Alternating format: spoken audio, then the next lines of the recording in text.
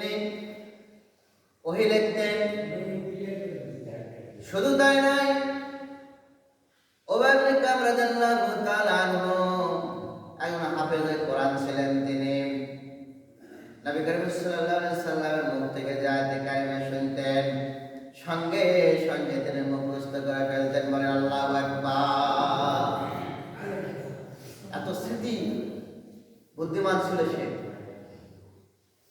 কোরআনুল কারীম মুখস্থ করে রাখতেন। নবী করিম সাল্লাল্লাহু আলাইহি সাল্লামের মুখ থেকে যে হাদিস বের হতো, বাণী বের হতো, তাও মুখস্থ করে ফেলতেন। উবাই ইবনে কাব রাদিয়াল্লাহু তাআলা আনহু ওমর ফারুক রাদিয়াল্লাহু তাআলা আনহু জামানায় তিনি ইন্তেকাল করেছিল। রমজান মাসে যখন ওমর রাদিয়াল্লাহু তাআলা দেখলেন যে মসজিদে নববীতে মুসাল্লি ইকরাম তারা একাকী তারাবির নামাজ পড়ছেন, একাকাই তারাবির নামাজ পড়ছেন, ওমর রাদিয়াল্লাহু তাআলা ডাকতে বললেন, উবাই ইবনে কাব শুনুন, একা একাই নামাজ পড়া যাবে না। হযরত ওমর রাদিয়াল্লাহু তাআলা আনহু উবাই ইবনে কাবের ইমামতিতে তারাবির নামাজ 20 রাকাত চালু করলেন। বলেন আল্লাহু আকবার। এমন সুললিত কণ্ঠে তিনি তেলাওয়াত করতেন মসজিদে নববীতে। সর্বপ্রথম তিনি তারাবির নামাজে ইমামতি করেছিল উবাই ইবনে কাব রাদিয়াল্লাহু তাআলা। বলেন আল্লাহু আকবার। আমরা তো সাহাবা। তিনি যখন কোরআন তেলাওয়াত করতেন, কোরআন তেলাওয়াত করার সঙ্গে সঙ্গে তারা তো আরবি ভাষাভাষী লোক, আরবি অর্থ তারা বুঝতো। আমরা বাংলা বললে বুঝি না। বাংলা যখন বই পড়ি, উপন্যাস পড়ি, পত্রিকা বই বুঝি কিনা? অবশ্যই বুঝি।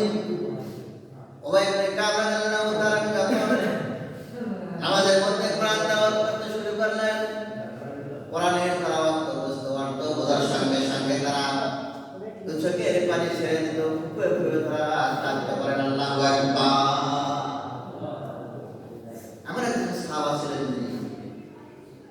সেই সাহাবা রাদিয়াল্লাহু তাআলা শানে আল্লাহ তাআলা জানিয়ে দিলেন, আমি উবাই ইবনে কাব নিকট আপনি সূরাটা তেলাওয়াত করুন, আর তিনি সূরাটা কি করুন, শুনুন। নবী করিম সাল্লাল্লাহু আলাইহি ওয়াসাল্লাম তেলাওয়াত করা শুরু করে দিল। বিসমিল্লাহির রাহমানির রাহিম। লাম ইয়াকুনিল্লাযীনা কাফারু মিন আহলিল কিতাবি ওয়াল মুশরিকিন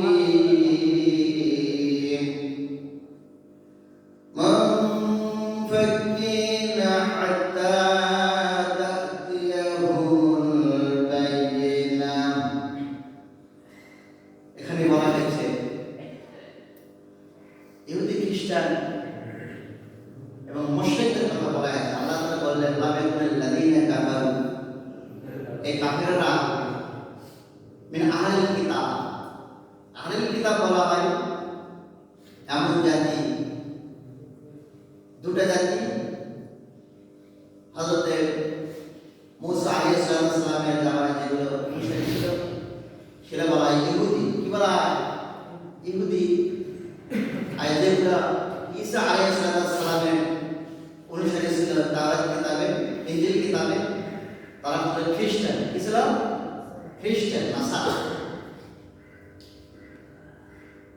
এই জাতিগুলো ওয়াদা ভঙ্গ করল। মিন আহলিল কিতাব, এই দুই জাতি হচ্ছে আহলিল কিতাব। এরপরে বলা হলো আল মুশরিকিন, যারা মূর্তি পূজা করতো, শিরকের কাজ করতো, সূর্য পূজা করতো, গাছের পূজা করতো, মূর্তি বানিয়ে বানিয়ে তারা ঘরের মধ্যে রেখে দিত। এদেরকে বলা হয় মুশরিক। তারা শিরকের কাজ বেশি করে। সেই সম্পর্কে আল্লাহ বললেন লাম ইয়াকুনিল লাযীনা কাফারু মিন আহলিল কিতাব, আহলিল কিতাবেরা ওয়াল মুশরিকিনা, মুশরিকের মধ্যে মুনফিকিনা হাত্তা তা'তিয়াহুমুল বায়িনাত। হাবিব, আপনার নিকট স্পষ্ট দলিল আসার পরেও আহলে কিতাব, ইহুদি নাসারারা এবং মুশরিকরা তারা ঈমান আনে না, তারা ঈমান আনলো না। এরপর আল্লাহ রাব্বুল আলামিন বললেন, রাসূলুম মিনাল্লাহি ইয়াতলু সুহুফান মুতাহহারা। আল্লাহর পক্ষ থেকে একজন হাবিব আসলে রাসূল আসলে, সেই রাসূলের নাম কি? জনাবে মুহাম্মদুর রাসূলুল্লাহ সাল্লাল্লাহু আলাইহি ওয়াসাল্লাম। লাহু মাহফুজ থেকে আল্লাহ রাব্বুল আলামিন ধারাবাহিকতায় বিগত 23 বছর নবী করিম সাল্লাল্লাহু আলাইহি ওয়াসাল্লামের উপর কোরআন নাযিল করেছেন। আল্লাহু আকবার।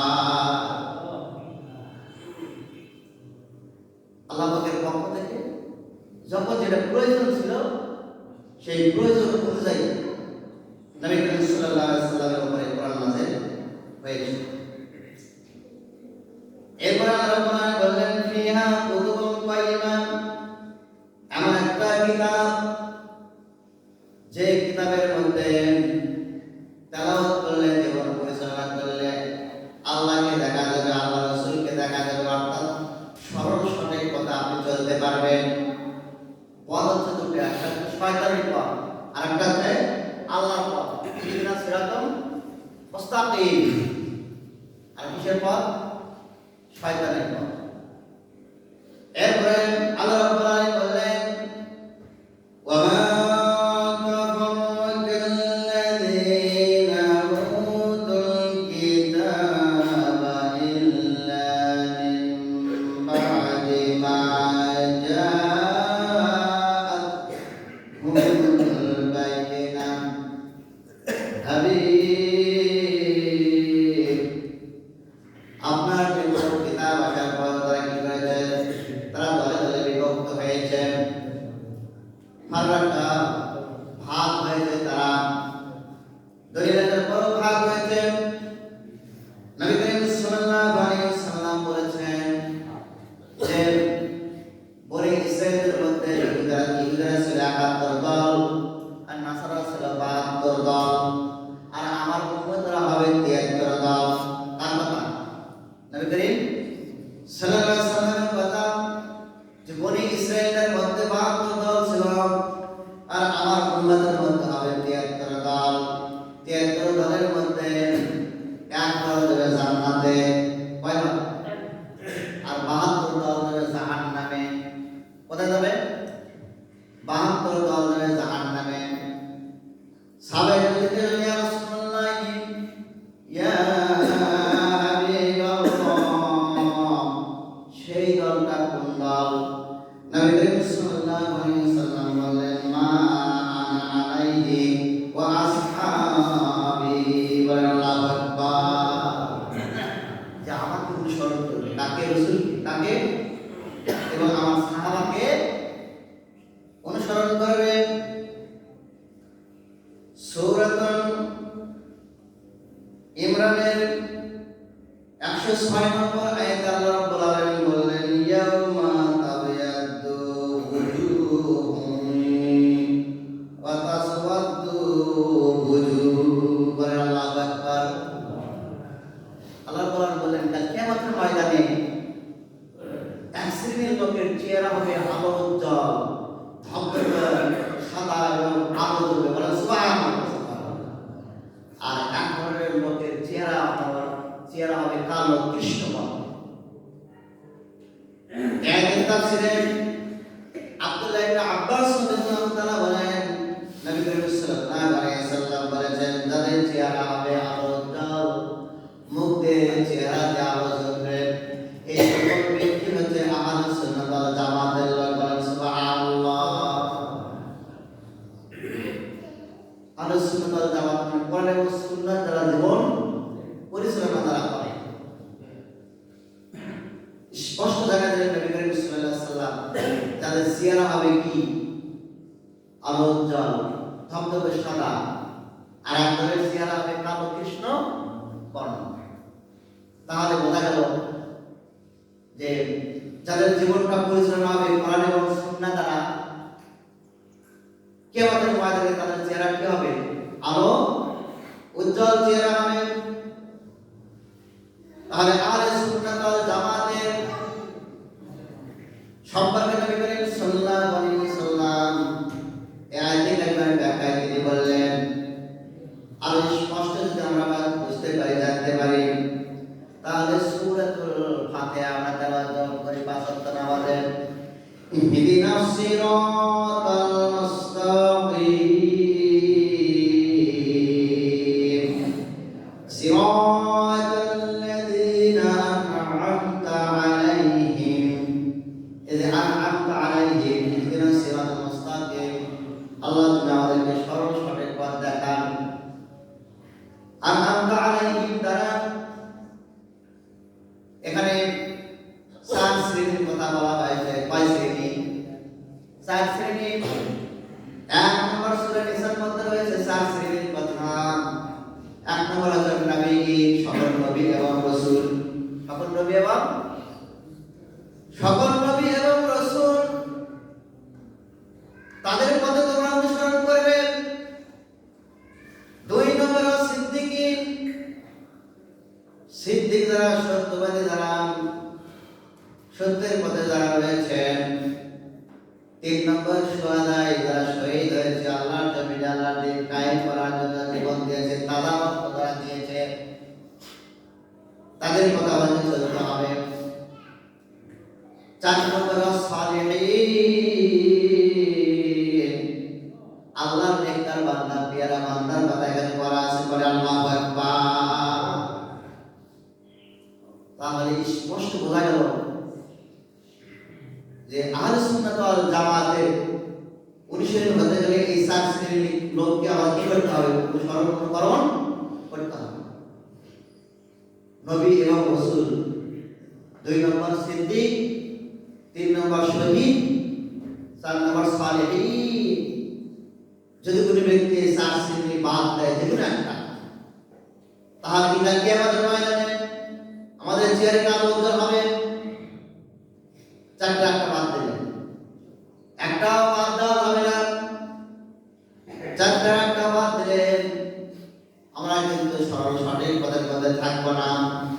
কারণ আল্লাহ রাব্বুল আলামিন সূরা ফাতিহার মধ্যে স্পষ্ট জানিয়ে দিয়েছেন, ইহদিনাস সিরাতাল মুস্তাকিমের পথ যদি তোমরা চলতে থাকো, তাহলে এই 4 শ্রেণীকে তোমরা অনুসরণ করবে। বলেন সুবহানাল্লাহ। এই ইহুদি এবং নাসারাদেরকে আল্লাহ রাব্বুল আলামিন অভিসম্বোধন করেছে গায়রুল মাগদুবি আলাইহিম ওয়া দাল্লিন, এরা তো অভিসম্বোধন জাতি, আল্লাহর লানত। আল্লাহ রাব্বুল আলামিন এই আয়াতে কারিমা দ্বারা কোরআনুল কারীমের মধ্যে আহলে সুন্নাত ওয়াল জামাতের যদি আমরা হয়ে যাই, অনুসারী হই, তাহলে 4 শ্রেণীর ব্যক্তিকে অনুসরণ করব। কয় শ্রেণী? কথা বলেন না? 4 শ্রেণী। 1 নম্বর সকল নবী রাসূল, নবীর পথে থাকতে হবে। কোন পথে? কথা বলতে হবে, নবীর পথে। নবী যে পথ দেখাচ্ছে সেই পথে চলতে হবে। 2 নম্বরে সিদ্দিক, 2 নম্বরে কি? সিদ্দিক, সত্যবাদী যারা, সত্যের পথে যারা থাকে। 3 নম্বরে হচ্ছে শহীদ, 3 নম্বরে কি? শহীদ যারা আল্লাহর জমিনে আল্লাহর দ্বীনকে কায়েম করার জন্য যারা জীবনে তাজা রক্ত দিয়ে শহীদ হয়ে গেছে, সেই পথে আমাদেরকে থাকতে হবে। বলেন সুবহানাল্লাহ। আর 4 নম্বর হচ্ছে সালিহিন, নেককার, পরহেজগার, দিনদার, মুত্তাকি, ওলি বান্দা যারা রয়েছে, তাদের পথে আমাদেরকে চলতে হবে। কোরআনুল কারীমের মধ্যে আল্লাহ রাব্বুল আলামিন 3 শ্রেণীর আয়াত দিয়েছেন। 5 শ্রেণী? 3 শ্রেণীর আয়াত দিয়েছেন। 1 নম্বর হচ্ছে মুহকামা, কিমা, যেগুলোর হুকুম সরাসরি আমরা কোরআন থেকে দিতে পারবো। 2 নম্বর হচ্ছে মুতাশাবিহাত, যেগুলোর অর্থ স্পষ্ট নয়, অস্পষ্ট। তিন নম্বর হচ্ছে গর্ব মুকাত্তার, যেগুলো অর্থ মুফাসসিররা বলেছেন আল্লাহ এবং আল্লাহর রাসূল ভালো করে জানেন, যেমন আলিফ লাম রা, ইয়াসিন, আলিফ লাম মিম, এগুলো গর্ব মুকাত্তার বলা হয়। মুফাসসিররা বলেছেন এইগুলোর অর্থ হচ্ছে আল্লাহু আ'লামু মুরাদু বিহি, আল্লাহ এবং আল্লাহর রাসূলই ভালো জানেন। তাই এইগুলোর অর্থ আমরা জানি না। দুই নম্বরে মকামাতের আয়াত যেগুলো রয়েছে সেগুলো আমরা জানি, স্পষ্ট সেগুলোর বিধান রয়েছে। তিন নম্বরে মুতাশাবিহাতের আয়াত কিছু রয়েছে যেগুলো হচ্ছে, যেমন আল্লাহ রাব্বুল আলামিন কোরআনে কারীমের মধ্যে বলেছেন আর রহমানু আলা আরশিস ইস্তাওয়া, আল্লাহ রাব্বুল আলামিন আরশের উপর রয়েছে। এগুলো হচ্ছে অস্পষ্ট আয়াত। তো আল্লাহ যদি আরশের উপর বসে থাকে, যখন লাউ কলম আরশ কিছুই ছিল না, তখন কি আল্লাহ ছিল না? অবশ্যই ছিল। এগুলো হচ্ছে অস্পষ্ট আয়াত। এই ধরনের যতগুলো আয়াত রয়েছে এইগুলো আয়াতের ব্যাখ্যা করা যাবে না। সময় উপস্থিতি যেহেতু সময়